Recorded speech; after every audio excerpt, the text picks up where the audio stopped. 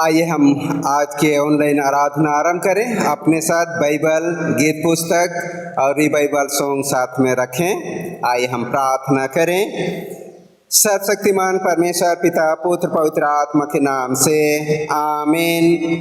इसलिए यदि कोई मसीह में है तो वह नई सृष्टि है, पुरानी बातें बीत गई है, देखो सब बातें नई हो गई है। इसलिए आपस के प्रेम को छोड़ और किसी बात में किसी के कर्जदार ना हो, क्योंकि जो दूसरे से प्रेम रखता है उसी ने व्यवस्था पूरी की है। आओ हम उसके चरणों पर झुकें और उसकी आराधना करें, अपने निर्माता प्रभु के सन्मुख घुटने टेकें। हे प्रभु परमेश्वर पिता, हम तुझे धन्यवाद देते हैं बीते समय से रक्षा रखवाली करते हुए हम सबों को नष्ट होने से तूने बचाया और आत्मिक जीवन में आगे बढ़ने के लिए पिता परमेश्वर हमारे देह को, जिससे पिता परमेश्वर पाप के कारण से मरे हुए थे, तूने अपने पुत्र के द्वारा से फिर से नया जीवन प्रदान किया है।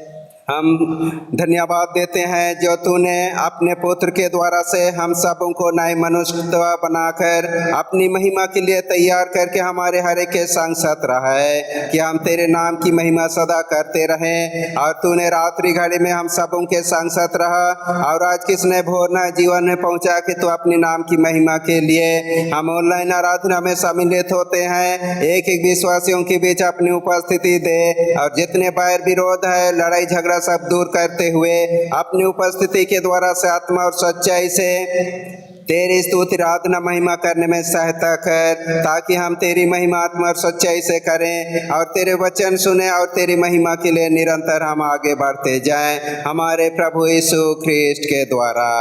आमीन। परमेश्वर की महिमा करते हुए हम गीत गाएंगे। गीत नंबर 25, हिम नंबर 25।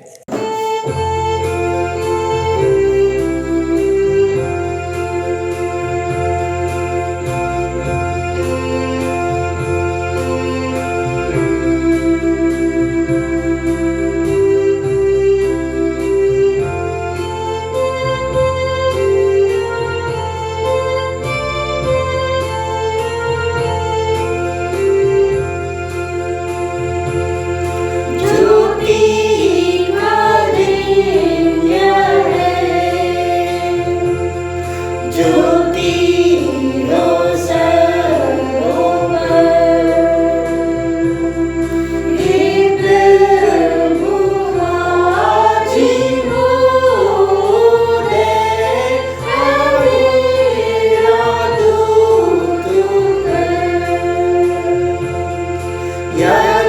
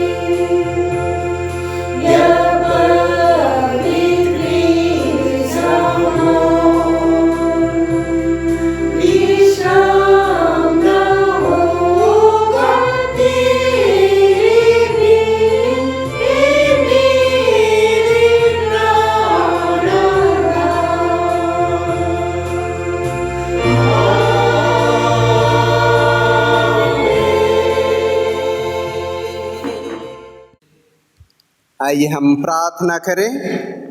यदि हम कहें कि हम में कुछ भी पाप नहीं तो अपने आप को धोखा देते हैं और हम में सत्य नहीं।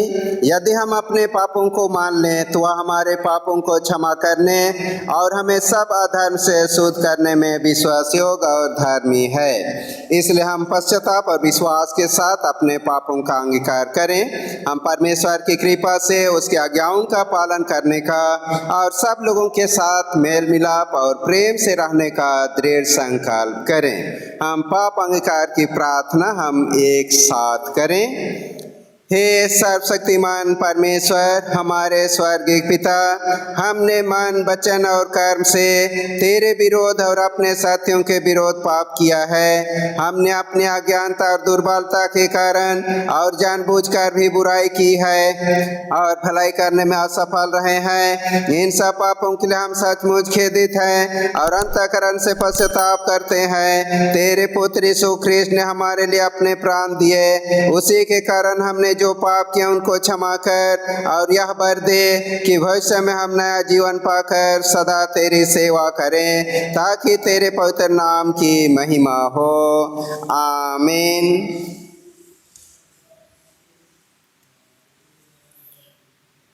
सर्वशक्तिमान परमेश्वर उन सबको क्षमा करता है जो अपने साथियों को क्षमा करते और सच्चा पश्चाताप करते हैं।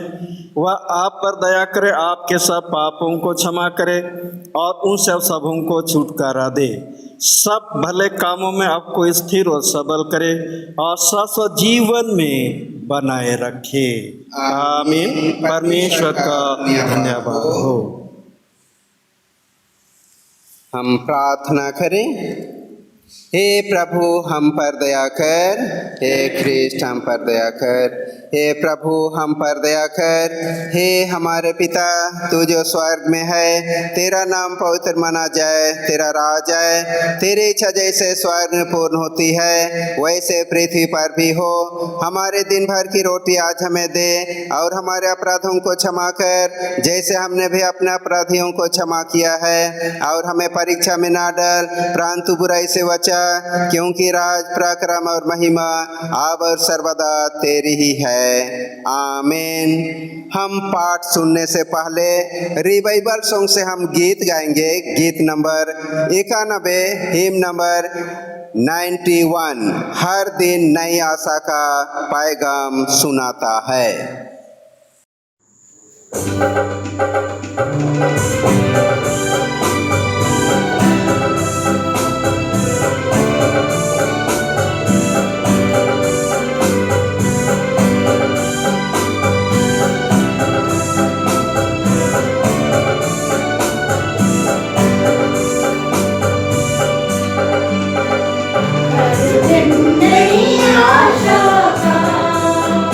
पैगाम सुनाता है,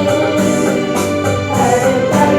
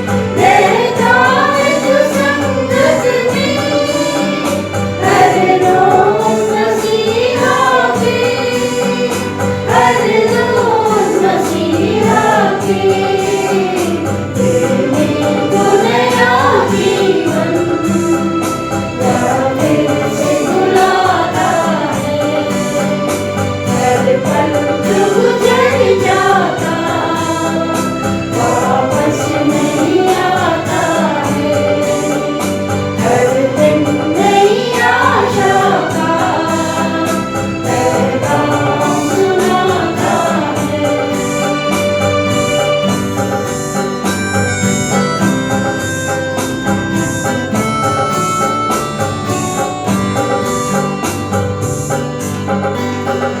वह दूर नहीं तुझसे, अब दिल में खुला उसको।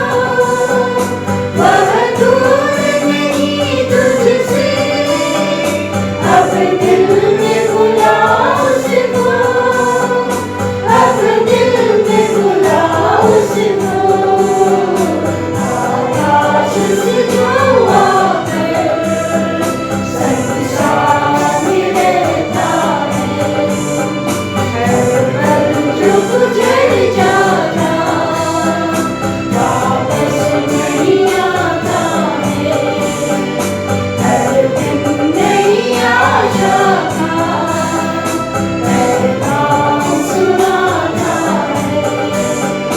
हर पल जो गुजर जाता वापस नहीं आता है। हर दिन नई आशा का पैगाम सुनाता है।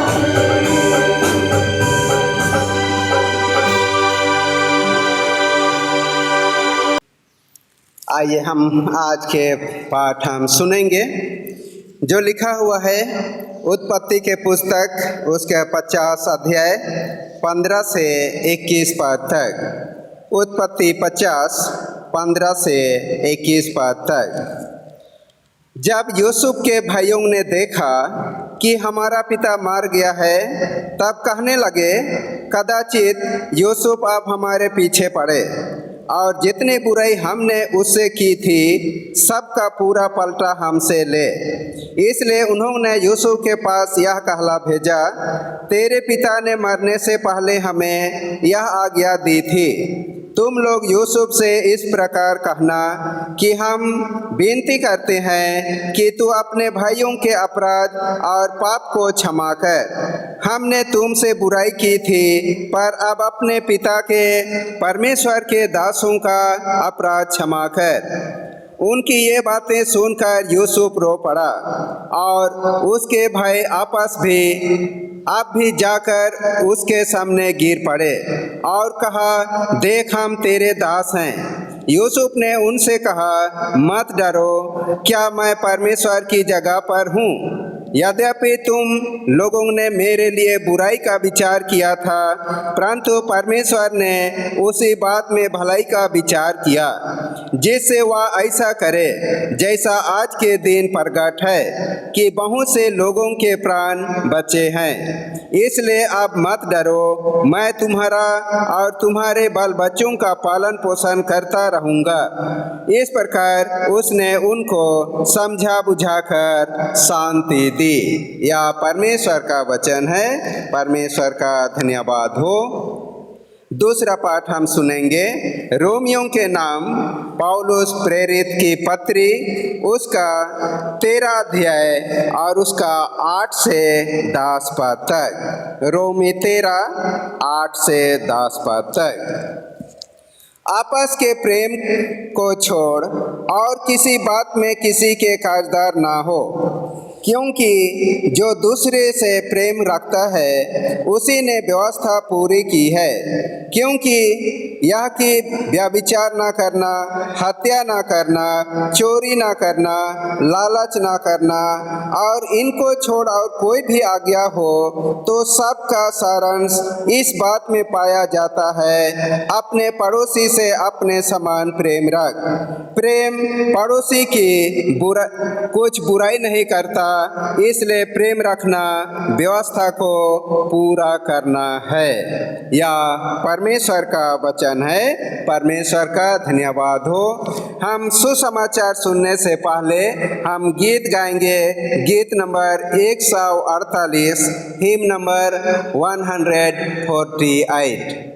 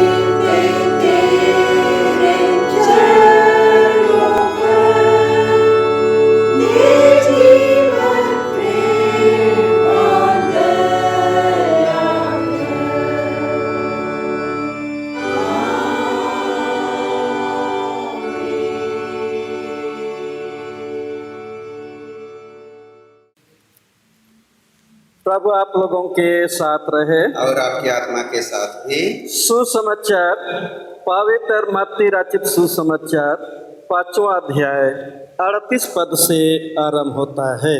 हे यीशु ख्रिस्त तेरी ही महिमा हो। मत्ती 5:38 से आगे। तुम सुन चुके हो कि कहा गया था, आंख के बदले आंख और दांत के बदले दांत। परंतु मैं तुमसे यह कहता हूँ कि बुरे का सामना ना करना, परंतु जो कोई तेरे दाहिने गाल पर थप्पड़ मारे उसकी ओर दूसरा भी फेर दे। यदि कोई तुझ पर नालिश करके तेरा कुर्ता लेना चाहे तो उससे दोहर भी ले लेने दे। जो कोई तुझे कोस भर बेगार में ले जाए तो उसके साथ 2 कोस चला जा। जो कोई तुझसे मांगे उससे दे, और जो तुझसे उधार लेना चाहे उससे मुंह ना मोड़। तुम सुन चुके हो कि कहा गया था, अपने पड़ोसी से प्रेम रखना और अपने बैरी से बैर। परंतु मैं तुमसे यह कहता हूँ कि अपने बैरियों से प्रेम रखो और अपने सताने वालों के लिए प्रार्थना करो, जिससे तुम अपने स्वर्गीय पिता की संतान ठहरोगे, क्योंकि वह भले और बुरे दोनों पर अपना सूर्य उदय करता है और धर्मी और अधर्मी दोनों पर मेघ बरसाता है। क्योंकि यदि तुम अपने प्रेम रखने वालों ही से प्रेम रखो तो तुम्हारे लिए क्या फल होगा? क्या मासूर लेने वाले भी ऐसा ही नहीं करते? यदि तुम केवल अपने भाइयों ही को नमस्कार करो तो कौन सा बड़ा काम करते हो? क्या अन्य जाति भी ऐसा नहीं करते? इसलिए चाहिए कि तुम सिद्ध बनो जैसा तुम्हारा स्वर्गीय पिता सिद्ध है। या ख्रिस्ट का सुसमाचार है। हे प्रभु यीशु तेरी स्तुति हो। आइए परमेश्वर का वचन सुनने से पहले प्रार्थना करेंगे। हे पिता परमेश्वर, हमारी प्रार्थना पर इस घड़ी हर एक सुनने वालों के मन हृदय को तू ही खोल दे, समझ और बुद्धि दे कि प्रभु हम तेरे वचन को सुन सकें, ग्रहण कर सकें, ताकि हमारा जीवन सदा तेरे महिमा के योग्य बना रहे। यीशु ख्रिस्ट के द्वारा आमीन। मसीह में प्रिय माता पिता, भाई बहन और बच्चे, आप सबों को यीशु सहाय। परमेश्वर का धन्यवाद हो आज का दिन के लिए, सुंदर भोर के लिए कि प्रभु ने अपनी महिमा के लिए हम सबों को यह समय अवसर दिया है। आज पवित्र आत्मा अवतरण पर्व के पश्चात 5वां प्रभुवार और रेडियो प्रभुवार भी है। इस अवसर पर हम लोग परमेश्वर के वचन पर मनन ध्यान करेंगे। इन दिनों हम लोग परमेश्वर की कुछ व्यवस्थाओं पर चर्चा कर रहे हैं। इसी क्रम में आज आगे बढ़ेंगे। पिछले रविवार हमने देखा कि शैतान सृष्टि के आरंभ में ही मनुष्य के मन में भले और बुरे का ज्ञान को डाल दिया और मनुष्य परमेश्वर की दृष्टि में अनाज्ञाकारी हुआ तथा उन्हें अदन की वाटिका से निकाल दिया गया। तब से मनुष्य के मन में जो कुछ विचार में उत्पन्न होता है वह बुरा ही होता है।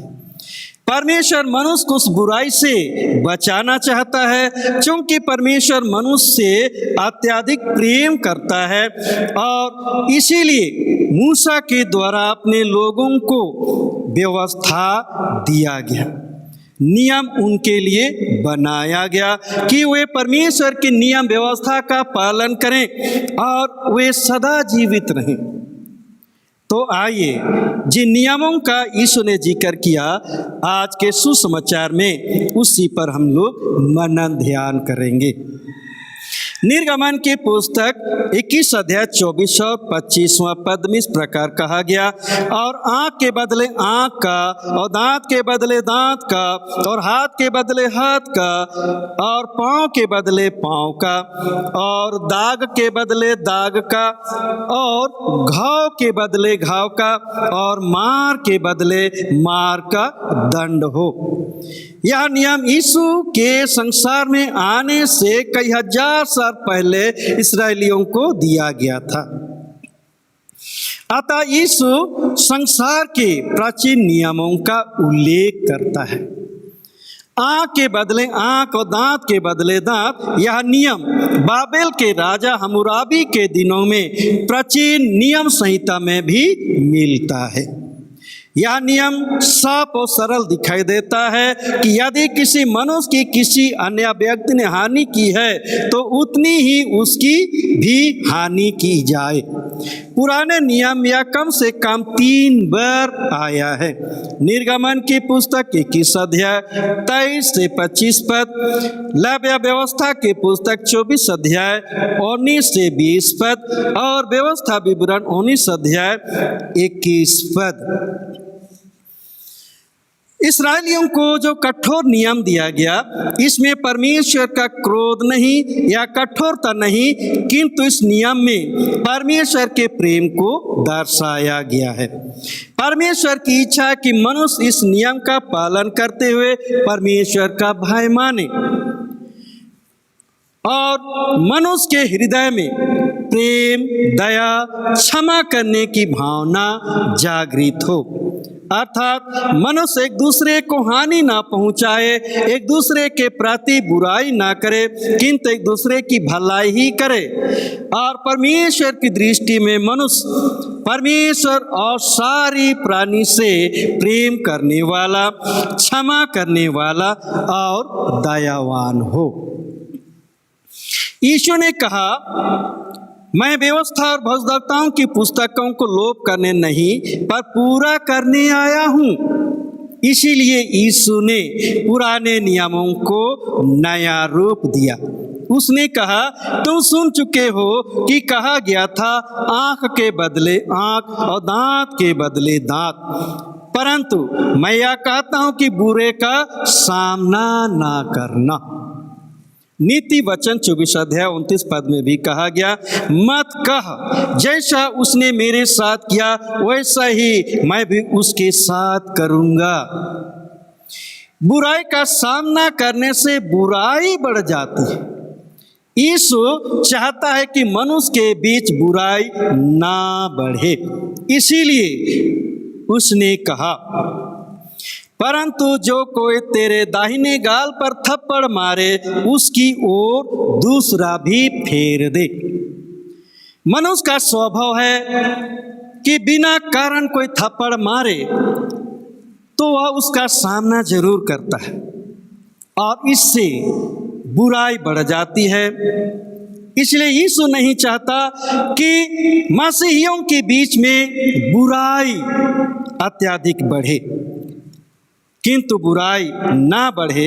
इसलिए उसने यह शिक्षा दिया कि बुराई को बढ़ने से रोकने के लिए दूसरा गाल भी उनको दे देना। आगे, यदि कोई तुझ पर नालिश करके तेरा कुर्ता लेना चाहे तो उसे 2 हर अर्थात अंगरखा भी लेने दे। इसके लिए अलग नियम बना हुआ है। निर्गमन 22 अध्याय का 26 और 27 पद, यदि तो कभी अपने भाई बंधु के वस्त्र को बंधक करके रख भी ले तो सूर्यास्त होने से पहले उसको लौटा देना, क्योंकि वह उसका एक ही ओढ़ना है, उसकी देह का वही अकेला वस्त्र होगा। फिर वह किससे ओढ़कर सोएगा? और जब वह मेरी दुहाई देगा तब मैं उसकी सुनूंगा, क्योंकि मैं करुणामय हूँ। बंधक में रखा गया वस्त्र सूर्यास्त से पहले लौटाने का नियम था। नहीं लौटाने पर नियम का उल्लंघन माना जाता था। क्योंकि उन दिनों में लोगों के पास अधिक वस्त्र नहीं होता था। जो दिन में पहनता था, रात को सोने के समय उसी ओढ़ना से ओढ़ लेता था। फिर कहता है, जो कोई तुझे कोस भर बेगार में ले जाए तो उसके साथ 2 कोस चला जा। यहाँ पर यह कथन गुलाम देश का चित्र प्रस्तुत करता है। गुलाम देश के लोगों के लिए बेगार का खतरा बना रहता था। यीशु के काल में फलस्तीन पर रोमी लोगों का अधिकार था। कभी कभी किसी भी यहूदी के कंधे पर भाले की नोक छुआ दी जाती थी और उस व्यक्ति को गुलाम की तरह किसी भी तरह का काम हो करना पड़ता था। सिमोन कुरेने के साथ भी यही हुआ था जब यीशु का क्रूस ढोने के लिए उससे पकड़ा गया था। यीशु के कहने का अर्थ यही था कि कोई अधिकारी तुझे बेगार में 1 कोस ले जाए तो खुशी से बिना कुड़कुड़ाए 2 कोस तक चला जा और सेवा के काम में या सेवा के रूप में इस काम को पूरा कर। यीशु ने अपने कथन के अनुसार उपरोक्त व्यवस्था को पूरा भी किया। यशायाह की पुस्तक 50 अध्याय का 6 पद, मैंने मारने वालों को अपनी पीठ और गलमोछ नोचने वालों की ओर अपने गाल किए।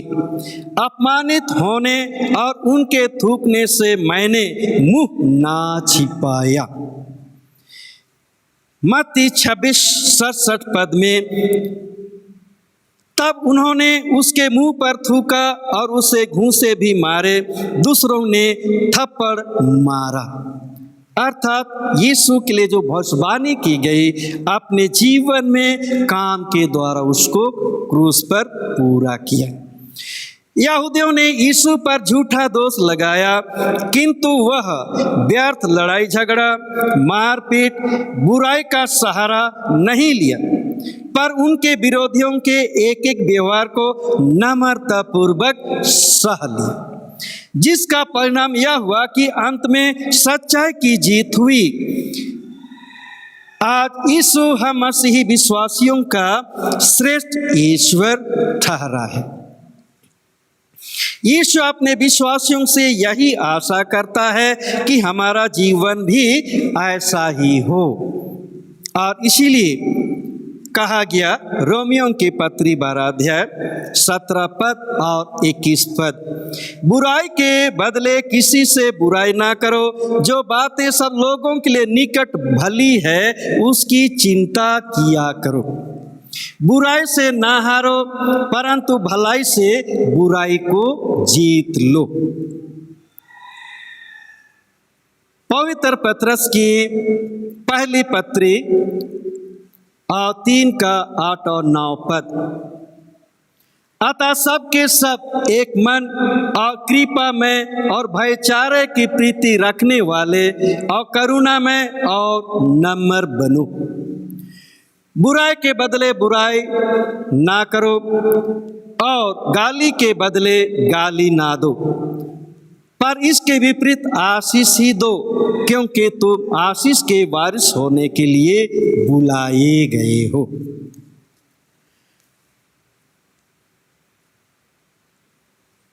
यीशु ने कहा, जो कोई तुझसे मांगे उसे दे, और जो तुझसे उधार लेना चाहे उसे मुंह ना मोड़। यीशु ने व्यवस्था विवरण 15 अध्याय 7 से 11 पद में जो परमेश्वर की आज्ञा है लोगों को याद दिलाया। इस वचन में दान देने और उधार लेने के संबंध में कहा गया है। दान देने वाले या उधार देने वाले के लिए यह कहा गया है कि बिना कुड़कुड़ाए उदारता से हाथ ढीला करके मांगने वाले को दे। इस्राएलियों के लिए यह नियम था, 7 वर्ष बीतने पर तुम छुटकारा दिया करना, अर्थात जिस किसी ऋण देने वाले ने अपने पड़ोसी को कुछ उधार दिया हो वह उससे छोड़ दे और अपने पड़ोसी या भाई से उसे बरबस ना भरवाए, क्योंकि यहोवा के नाम से इस छुटकारे का प्रचार हुआ है। अर्थात यह नियम था कि जो उधार देता है 7वें वर्ष में उसके उधार को माफ कर दे। बहुत से उधार देने वालों के मन में विचार आता था कि यदि 7वें वर्ष तक दिया गया उधार वापस ना हुआ तो वह पैसा डूब जाएगा। ऐसे लोगों के लिए कहा गया है, सचेत रह कि तेरे मन में ऐसी अधम चिंता ना समाए कि 7वां वर्ष जो छुटकारे का वर्ष है वह निकट है, और अपनी दृष्टि तू अपने उस भाई की ओर से क्रूर करके उससे ना दे, और वह तेरे विरुद्ध यहोवा की दुहाई दे तो यह तेरे लिए पाप ठहरेगा। व्यवस्था विवरण 15 अध्याय का 9वां पद।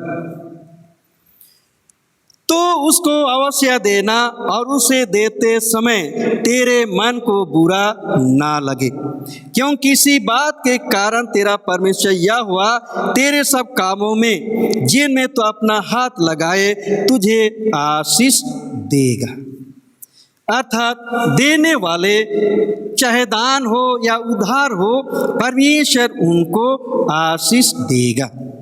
देने के संबंध में यहूदी व्यवस्था आदर्श की दृष्टि से सुंदर व्यवस्था थी।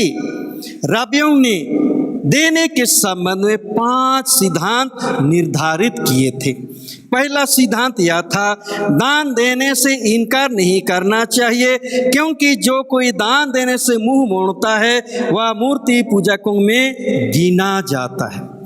ऐसा ना हो कि दान या उधार मांगने वाला कल को अमीर हो जाए और देने वाला गरीब हो जाए और उससे उधार मांगना पड़े। दूसरा सिद्धांत, देना उस आदमी की योग्य होना चाहिए जिससे दान दिया जा रहा हो। व्यवस्था विवरण 15 अध्याय का 8वां पद। जिस वस्तु की घटी उसको हो, उसकी जितनी आवश्यकता हो उतना आवश्यक अपना हाथ ढीला करके उनको उधार देना। इसका अर्थ यह है कि देना उतना हो कि उसका जीवन स्तर लंबी समय तक बना रहे। तीसरा सिद्धांत, देना अकेले में और गुप्त में होना चाहिए जहां कोई हाजिर ना हो। राबी लोग तो यहाँ तक कहते थे कि उस कोटि का देना वह है जिसमें देने वाले को यह भी ज्ञात ना हो कि वह किससे दान दे रहा है, और पाने वाले को यह पता ना चले कि किसने उसको दान दिया है। चौथा सिद्धांत, देना उस आदमी के चरित्र और स्वभाव के योग्य होना चाहिए जिसे दान दिया जा रहा हो।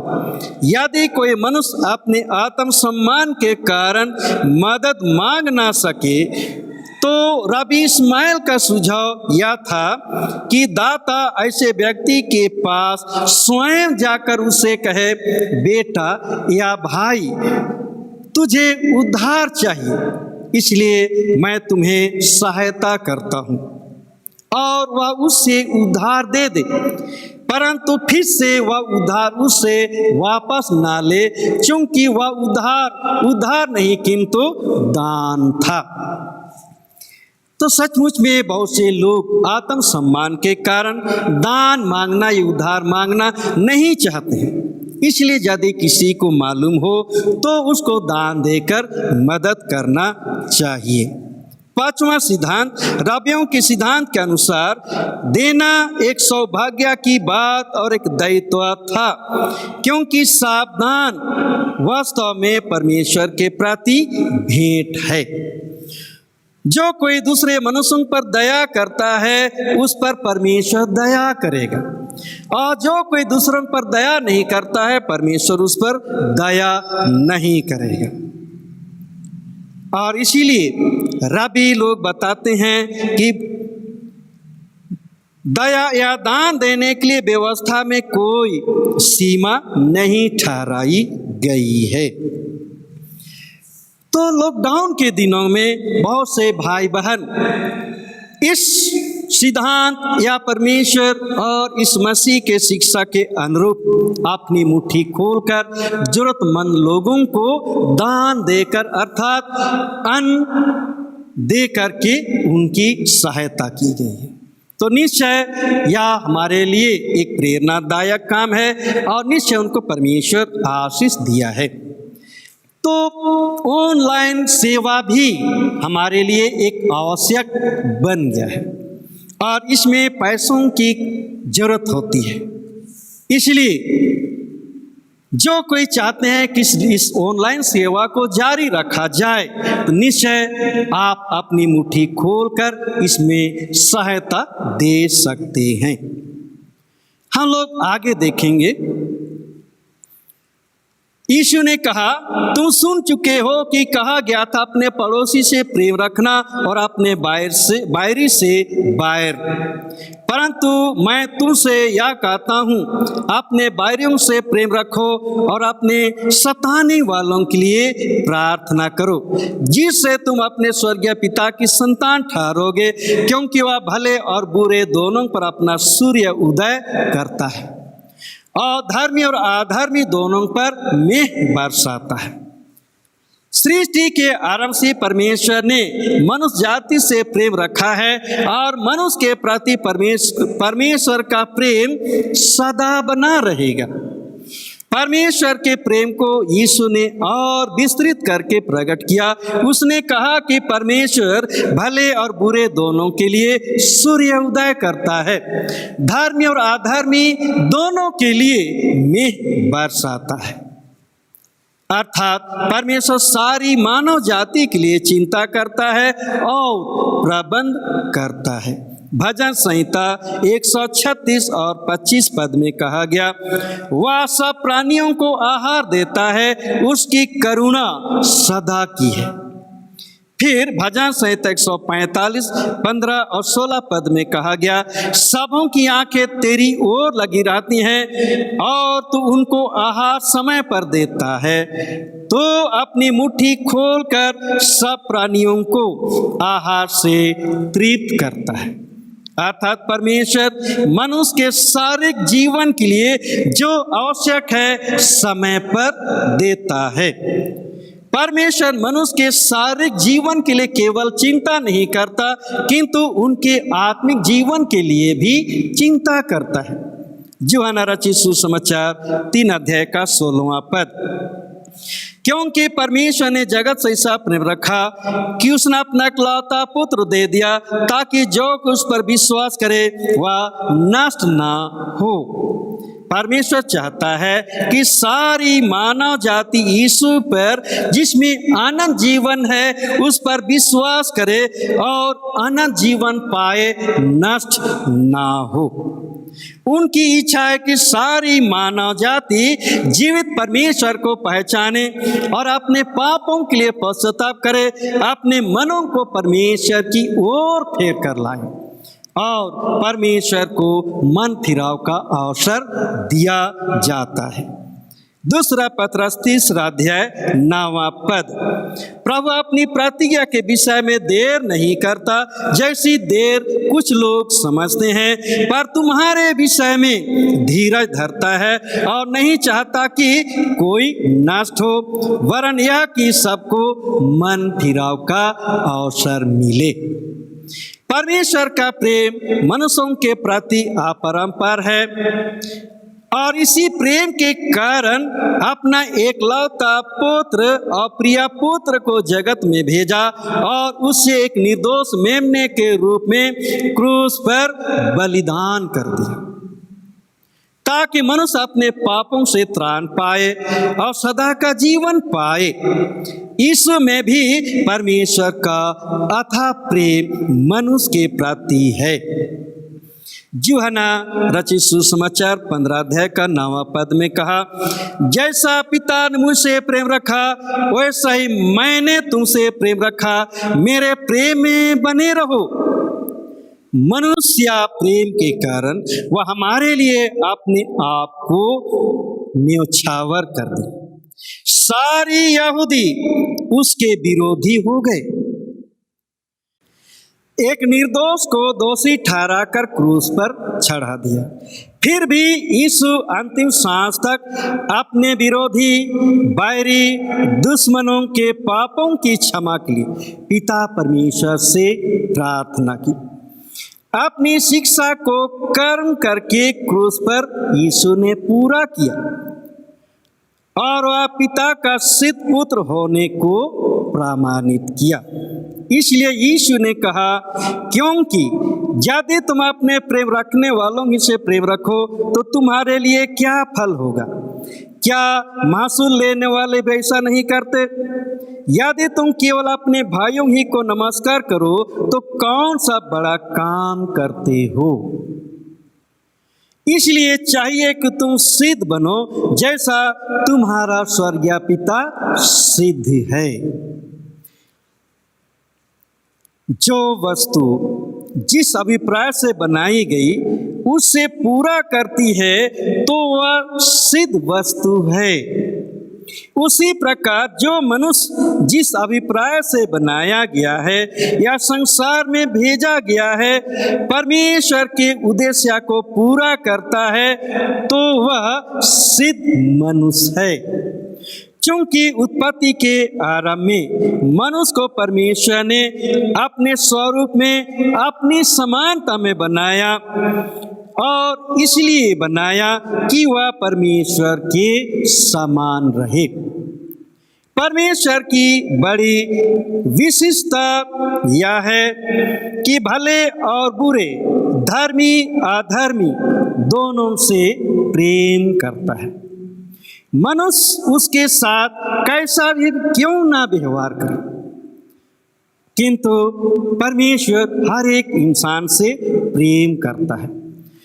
अतः मनुष्य को सिद्ध बनने के लिए यीशु में जो गुण है उसे अपने में अपनाना होगा।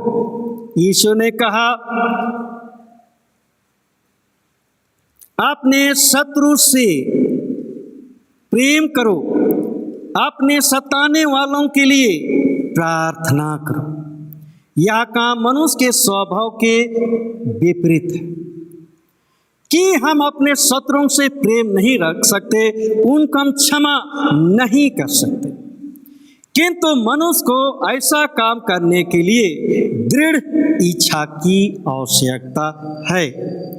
जैसे यूसुफ ने अपने भाइयों को क्षमा किया, जब वह छोटा था उसके भाइयों ने व्यापारियों के हाथ में बेच दी, किंतु ऐसा समय आया कि उनके भाइयों को यूसुफ के चरणों तले गिरना पड़ा, उनसे क्षमा मांगना पड़ा। किंतु यूसुफ बीते बातों को ध्यान न रखते हुए उनसे प्रेम से कहा, डरो मत, मैं तुम्हारे साथ हूँ, निश्चिंत होकर अपना जीवन यापन करो। रोमी 13 अध्याय 8 से 10 पद में कहा, आपस के प्रेम को छोड़कर किसी बात में किसी के कर्जदार ना हो, क्योंकि जो दूसरे से प्रेम रखता है उसी ने व्यवस्था पूरी की है। कहा गया है, अपने पड़ोसी से प्रेम रख। प्रेम पड़ोसी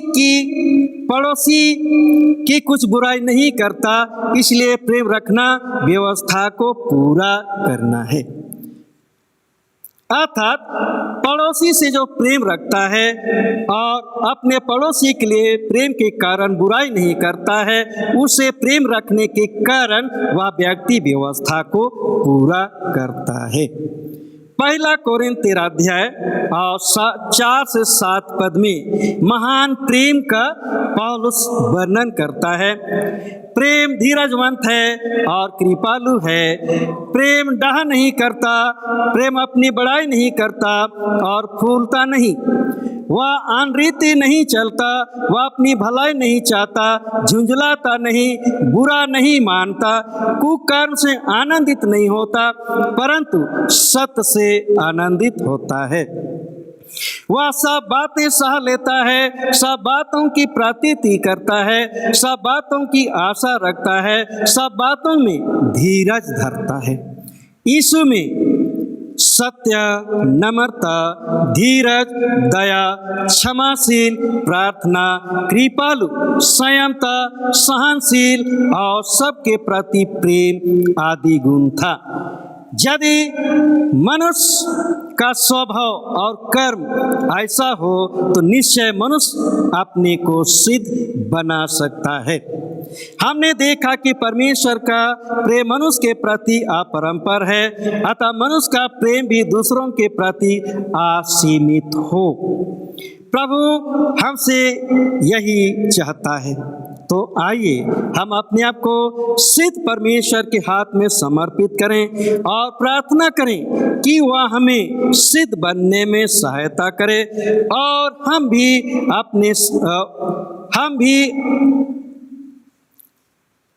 उनके समान अपने को सिद्ध बनाए। प्रभु आपको आशीष दे। प्रार्थना करें।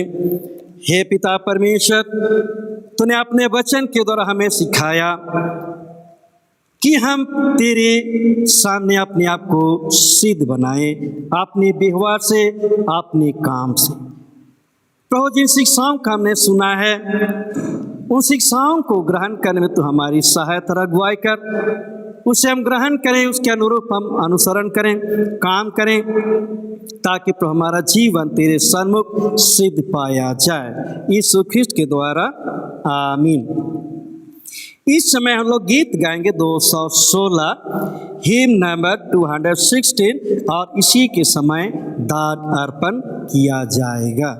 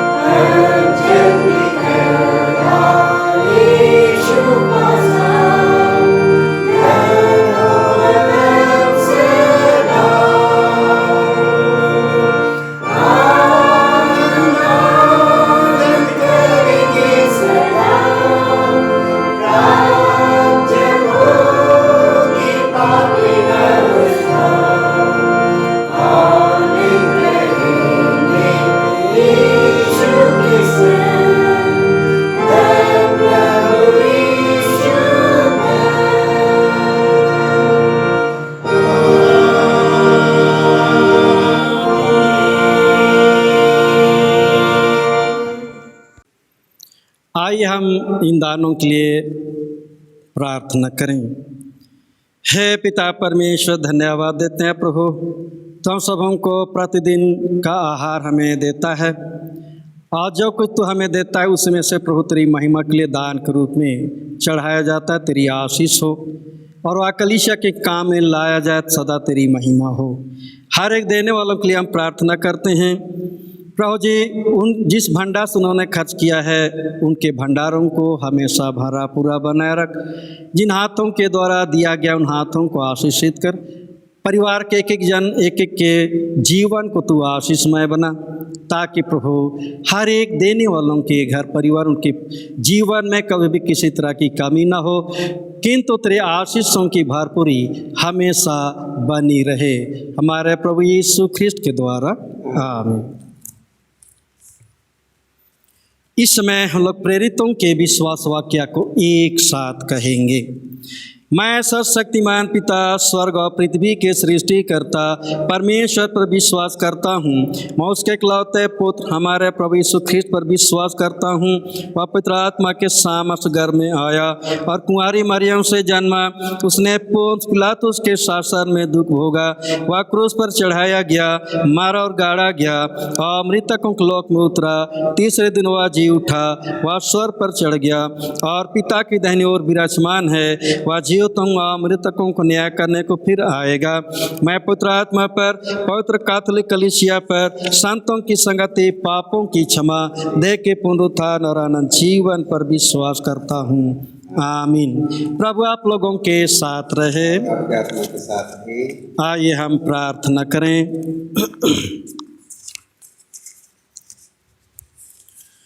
आज पवित्र आत्मा अवतरण पर्व के पश्चात 5वां प्रभुवार है। हम इस प्रार्थना को चढ़ाएंगे। हे सर्वशक्तिमान परमेश्वर, तेरा पुत्र प्रभु यीशु ख्रिस्ट पापियों के हाथ अपनी मृत्यु स्वीकार कर पाप पर विजय प्राप्त की। हम पर ऐसा अनुग्रह कर कि हम उसके विरुद्ध आदर्श का अनुसरण करें, ताकि उसके दुख भोग में संभागी होकर हम सदैव उसके महासामर्थ्यपूर्ण प्रेम के विजय में आनंद मना सकें। उसी के द्वारा जो तेरे और पवित्र आत्मा के साथ एक परमेश्वर अब और सदा जीता और राज करता है। आमीन। आज रेडियो प्रभुवार है, प्रार्थना करें। हे पिता परमेश्वर, तो हमारे छोटनागपुर डायसिस में जो रेडियो प्रसारण के द्वारा लोगों को वचन सुनाने का प्रबंध किया गया है और इस संस्था में जितने काम करते हैं उन भाइयों को तेरे पवित्र आत्मा में समर्पित करते हैं, तो उनकी सहायता और अगुवाई कर, ताकि प्रभु इस कार्यक्रम को जैसा तू चाहता है प्रस्तुत करें, लोगों तक पहुंचाएं और लोग प्रभु लाभान्वित हों, आत्मिक रूप से बल पाएं, तेरे विश्वास में दृढ़ होते जाएं। हे पिता परमेश्वर, हम प्रार्थना करते हैं आज के दिन जब हम उसको स्मरण करते हैं, आप प्रभु यह काम सदा तेरे महिमा के लिए बना रहे और हर एक काम करने वालों की तू सहायता अगुवाई कर, अपनी ज्ञान और बुद्धि से परिपूर्ण कर और यह संस्था तेरी महिमा के लिए हमेशा बना रहे। यीशु ख्रिस्ट के द्वारा आमीन। प्रार्थना करें। हे पिता परमेश्वर, धन्यवाद देते हैं प्रभु, रात भर तूने सबों को अपनी सुरक्षा में रखा और आज के दिन हम सबों को साकुशल पूर्वक दिया है। प्रार्थना है पूरे दिन भर तू हमारे साथ रह, हर जोखिम घटनाओं से, शैतान की परीक्षाओं से, रोग बीमारी, अचानक मृत्यु से हमारी रखवाली तू ही कर। हर बात हर काम हमारी सहायता अगुवाई कर और दिन भर खैर जोखिम घटनाओं से, शैतान की परीक्षाओं से, रोग बीमारी, अचानक मृत्यु से तू हमें बचाए रख। पिता परमेश्वर, आज के दिन आनंद के साथ हम तुझ में बिता सकें और शाम की घड़ी पुनः हम तेरा धन्यवाद करें। आने वाले जीवन, आने वाले दिन में भी तेरी ही महिमा तेरा धन्यवाद करने वाले बने रहें। हे प्रभु, हम प्रार्थना करते हैं वर्तमान समय में प्रभु कोरोना वायरस के कारण बहुत कोई प्रभु इस संक्रमण से ग्रसित हैं, उनको तेरे पवित्र हाथ में समर्पित करते हैं। अन्य बीमारी के कारण प्रभु हमारे जितने प्रियजन, हमारे कलीसिया के एक एक भाई बहन, हर एक को तेरे पवित्र हाथ में समर्पित करते हैं। सभी लोगों के लिए हमारी प्रार्थना है जो डॉक्टर व नर्स उनकी सेवा में लगे हुए हैं, घर के भाई बहन उनकी सेवा करते हैं, सबको अपनी सुरक्षा में रख, हर एक को स्वतंत्र चंगाई जीवन दे ताकि वो लोग स्वस्थ रहें, हर एक मरीजों की देखभाल कर सकें। जिन दवाइयों को दिया जाता है उन पर तेरी आशीष हो, ताकि प्रभु उन दवाइयों को खाने पीने के द्वारा हर एक लोग शारीरिक रूप से स्वस्थ और चंगाई जीवन को पाए। सत्र धन्यवाद करें, तेरी ही महिमा करें। जितने प्रभु इस भय में अपना जीवन व्यतीत करते हैं, हमारी प्रार्थना इस वायरस को तू ही नाश कर, इस महामारी को मनुष्य जाति के बीच से तू ही हटा दे, दूर कर दे। शैतान दुष्ट आत्मा के कामों को तू बंद कर, ताकि प्रभु तेरे लोगों को आनंद और शांति का जीवन मिले और उनके द्वारा सदा तेरी ही महिमा हो। हे प्रभु, हम प्रार्थना करते हैं हमारे देश के लिए, हमारे राष्ट्रपति, प्रधानमंत्री, राज्य के राज्यपाल, मुख्यमंत्री, डीसी, एसपी और जितने प्रभु देश और लोगों की सेवा में लगे हुए हैं, चाहे स्वास्थ्य विभाग हो, प्रशासन का विभाग हो, अन्य विभाग हो, जिन जिन क्षेत्रों में तेरे लोग काम करते हैं सबको तेरे पवित्र हाथ में समर्पित करते हैं कि हर कोई तेरी ही सुरक्षा में रहें, स्वस्थ रहें और अपने अपने क्षेत्रों में अपनी सेवा को भली भांति दे सकें। आप उनके भले काम से देश की उन्नति हो, देश के लोगों का मन चैन का जीवन मिले। और उनके लिए भी हम प्रार्थना करते हैं जो लोग हमारे देश के सीमाना में और देश के अंदर में एक सैनिक होकर के प्रभु सेवा करते हैं। प्रभु जिन्होंने अपने जीवन की आहुति दे दिया है, उनकी आत्मा को तू शांति दे, शोकित परिवार को तू संभाल। और प्रभु जो सेवा में लगे उन भाइयों की बहनों की तू सहायता कर, ताकि प्रभु तेरी सुरक्षा में रहें, देश और लोगों की सुरक्षा में डटे रहें और उनका जीवन साथ तेरी महिमा को होने पाए। हे पिता परमेश्वर, हम प्रार्थना करते हैं आज के दिन में जो लोग अपना जन्मदिन मनाते हैं, शादी सालगिरह मनाते हैं या अन्य विशेष दिन हैं, ऐसे लोगों को अपनी आशीषों की भरपूरी दे। उनके बीते जीवन की सारी आशीषों के लिए धन्यवाद देते हैं। चाहे नए वर्ष में प्रवेश करते या वर्ष उनके लिए आनंदमय आशीषमय हो। और इस वर्ष में जो काम उन्हें सौंपा गया, अपने कामों को तेरी सहायता से भली भांति कर सकें और उनके जीवन, उनके काम से सदा तेरी ही महिमा हो। हमारे कलीसिया के, हमारे टाटा नगर पास रहते के ख्रिस्तीय परिवार को तेरे पवित्र हाथ में समर्पित करते हैं। हर एक भाई बहनों के लिए, बच्चों के लिए हम प्रार्थना करते हैं, सबको अपनी सुरक्षा में रख। शैतान दुष्ट आत्मा के छल बल, बुरी शिक्षाओं से, बुरी शक्ति से सबों को तू बचाए रख। आप जब हम उनकी सेवा में लगे रहते तो सबों को अपने लोगों की देखभाल के लिए नियुक्त किया है। हमारी प्रार्थना तो सबों की सहायता अगुवाई कर कि हम सभी स्वस्थ रहें, तो उससे ज्ञान बुद्धि पाएँ कि तेरे लोगों की देख रेख कर सकें, तेरे शिक्षाओं से परिपूर्ण कर सकें, उनका मार्गदर्शन कर सकें कि तेरे लोग तेरे विश्वास स्थिर और दृढ़ बने रहें और उनके द्वारा सदा तेरी महिमा हो, तेरी गवाही हो। प्रभु हर एक लोगों के मन हृदय को तू नम्र बना कि हम सभी मिलजुल कर एक दूसरे के प्रेम में बने रहें और कलीसिया की सेवा को आगे बढ़ाएं, काम में लगे रहें कि कलीसिया की उन्नति हो और हर एक आत्माओं को हम तेरे निकट ला सकें, कि अंत को हम सबका, हर एक का उद्धार हो। पिता परमेश्वर, जिन आशीषों को नहीं मांग पाते मुट्ठी खोल कर तो समय पर हमें दे और हमारे एक पाप गुनाहों को तू क्षमा कर, यीशु ख्रिस्ट के द्वारा, आमीन।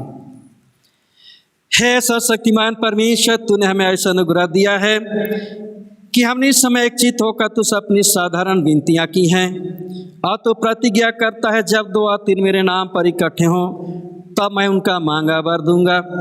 अब हे प्रभु, अपने दासों के मनोरथ और विनतियाँ इस रीति से पूर्ण कर जिससे उनका परम लाभ हो, इस लोक में अपने सत्य का ज्ञान और परलोक में अनंत जीवन हमें दान दे, आमीन। अब सर्वशक्तिमान परमेश्वर पिता, पुत्र पवित्र आत्मा की आशीष सब पर हो और आप सबों के साथ सर्वदा रहे। आमीन। सबको यीशु सहाय।